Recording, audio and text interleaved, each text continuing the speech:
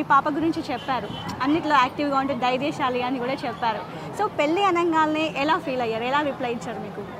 First ఇప్పటి నుంచి అనుకుంటున్నాం 23 years నుంచే అమ్మాయి ఏజ్ అప్పుడు, కానీ ఇప్పుడు పెళ్ళి అనగానే ఏడుపు వస్తుంది. నేను అది ఎందుకు తట్టుకోలేకపోతున్నా. అంటే మీతో చాలా కలిసిమెలిసి ఇన్ని రోజులు పేరెంట్స్ అంటే ఆఫ్ కోర్స్ ఉంటుంది. సో ఇంకా మీ అల్లుడి గారి గురించి ఏం చెప్తారు? మేమైతే పెద్ద ఆస్తులు చూసి పెళ్లి చేయట్లేదు.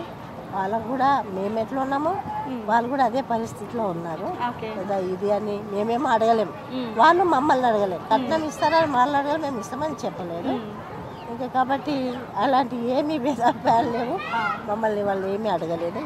ఎట్లా ఆనందం, వాళ్ళు మంచిగా చూసుకుంటే చాలు.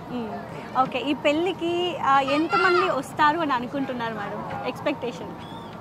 అది చెప్పలేము, ఎందుకంటే ఇక గల్లీ నుంచి ఢిల్లీ దాకా పిలిచింది సార్. కాబట్టి దాన్ని అంచనా ఎందుకు లేదు.